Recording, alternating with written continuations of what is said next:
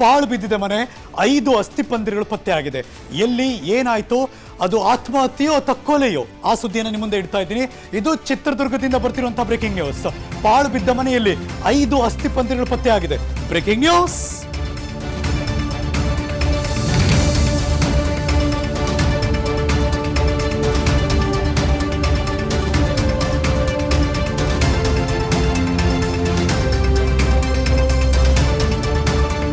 ಇಡೀ ಕುಟುಂಬವೇ ಮೃತಪಟ್ಟಿರುವಂತಹ ಶಂಕೆ. ಚಳ್ಳಕೆರೆ ಗೇಟ್ನಲ್ಲಿರುವಂತಹ ಪಾಳು ಬಿದ್ದ ಮನೆಯಲ್ಲಿ ಅಸ್ಥಿಪಂಜರಗಳು ಪತ್ತೆಯಾಗಿದೆ. ಹಳೆ ಬೆಂಗಳೂರು ರಸ್ತೆಯಲ್ಲಿರುವಂತಹ ಪಾಳು ಬಿದ್ದ ಮನೆ, ನಿವೃತ್ತ ಎಂಜಿನಿಯರ್ ಅಂತ ಬೋರ್ಡ್ ಇದೆ ಆ ಮನೆ ಮುಂದೆ. 8 ರಿಂದ 10 ವರ್ಷಗಳ ಹಿಂದೆಯೇ ಮೃತಪಟ್ಟಿರೋ ಶಂಕೆ. ಅಯ್ಯಯ್ಯೋ, ಯಾರು ಹೋಗೇ ಇಲ್ಲ ಇಲ್ಲಿ ತನಕ. ಸ್ಥಳಕ್ಕೆ ASP SJ ಕುಮಾರಸ್ವಾಮಿ ಅವರು ಭೇಟಿ ಕೊಟ್ಟಿದ್ದಾರೆ, ಪರಿಶೀಲನೆ ನಡೆಸ್ತಾ ಇದ್ದಾರೆ.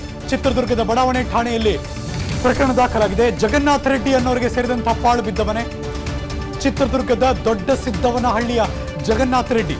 ಸ್ಥಳಕ್ಕೆ ಈಗ ಬೆರಳಚ್ಚು ತಂಡ ಹಾಗೂ ವಿಧಿವಿಜ್ಞಾನ ತಂಡದವರು ಭೇಟಿ ಕೊಟ್ಟಿದ್ದಾರೆ. ಪಾಳು ಬಿದ್ದ ಮನೆಯಲ್ಲಿ ಪರಿಶೀಲನೆ ಮಾಡ್ತಿದ್ದಾರೆ ಪೊಲೀಸರು. 10 ವರ್ಷಗಳಿಂದ ಏನಿದು, ಆ ಮನೆಗೆ ಯಾರೂ ಹೋಗೇ ಇಲ್ವಾ, ಏನಾಗಿದೆ ಅನ್ನೋದು ಈಗಿರುವಂಥ ಕುತೂಹಲ.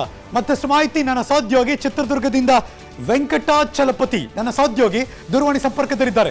ನಮಸ್ಕಾರ Venkatachalapathi, good morning. Good morning. ಈ ಮನೆಗೆ ಇದುವರೆಗೂ ಯಾರು ಹೋಗಿಲ್ವಾ ಇಷ್ಟು ವರ್ಷದಲ್ಲಿ?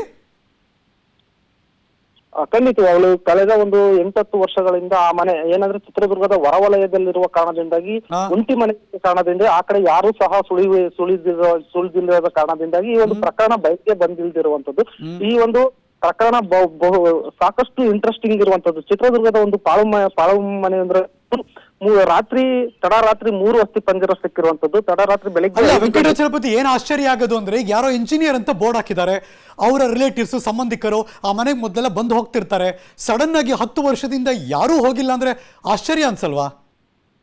ಖಂಡಿತವಾಗ್ಲು ಇದು ಆಶ್ಚರ್ಯಕರ ಸಂಗತಿ. ಪೊಲೀಸರಿಗೂ ಒಂದು ರೀತಿ ಶಾಕ್ ಆಗಿರುವಂತದ್ದು. ಅದರಲ್ಲಿ ತಡರಾತ್ರಿ 3 ಅಸ್ಥಿಪಂಜರ ಸಿಗ್ತದೆ. ಬೆಳಗ್ಗಿನ ಜಾವ 5 ಗಂಟೆಗೆ ಇನ್ನೂ 2 ಅಸ್ಥಿಪಂಜರ ಪಕ್ಕದ ಬೆಡ್ರೂಮ್ ನಲ್ಲಿ ಸಿಕ್ಕಿರುವಂತದ್ದು. ಒಟ್ಟಾರೆ ಪ್ರಕರಣದ ಒಂದು ಮಾಹಿತಿ ನೀಡೋದಾದ್ರೆ, ಅಸ್ಥಿಪಂಜರಗಳು ಜಗನ್ನಾಥ ರೆಡ್ಡಿ ಅವರ ಸಂಪೂರ್ಣ ಕುಟುಂಬ 5 ಜನ ಏನಿದ್ರು, 5 ಜನರು ಸಹ ಮೃತಪಟ್ಟಿರುವಂತಹ ಶಂಕೆ ವ್ಯಕ್ತವಾಗಿರುವಂತದ್ದು.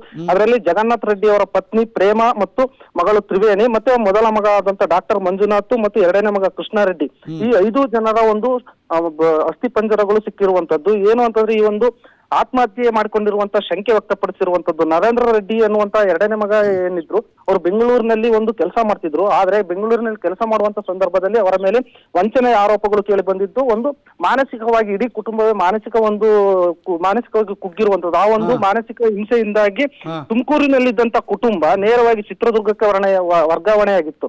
ವರ್ಗಾವಣೆಯಾದ ಬಳಿಕ ಆ ಒಂದು ಕೆಲ ವರ್ಷಗಳ ಹೌದು, ಖಂಡಿತವಾಗ್ಲು ಅವ್ರಿಗೆ ಸರಿ. ಅವ್ರ ಜೊತೆ ಸಂಬಂಧಿಕರಿದ್ರಲ್ಲ, ಅವ್ರು ಯಾರು ಕೂಡ ತುಂಬಾ ದಿನ ಆಯ್ತು ಮನೆ ಬಾಗ್ಲು ಓಪನ್ ಮಾಡಿಲ್ಲ ಅಂತ 10 ವರ್ಷದಿಂದ ಯಾರು ಬಂದಿಲ್ವಾ ಮನೆಗೆ?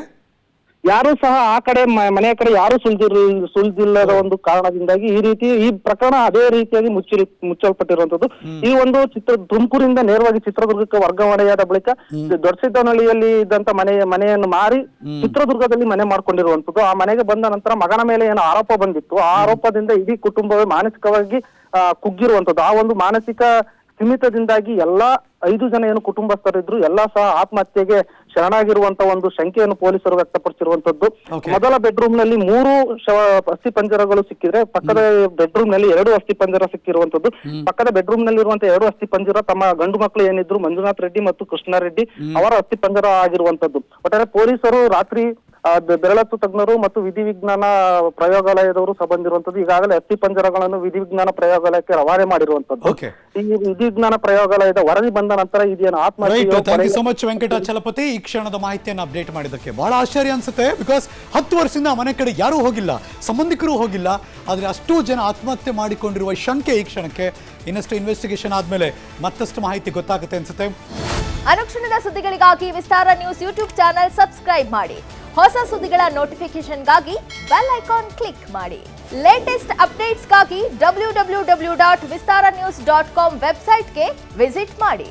ಅಂಗೈಯಲ್ಲೇ ಜಗತ್ತಿನ ಸುದ್ದಿ ತಿಳಿಯಲು ವಿಸ್ತಾರ ನ್ಯೂಸ್ ಕನ್ನಡ ಆಪ್ ಡೌನ್ಲೋಡ್ ಮಾಡಿ.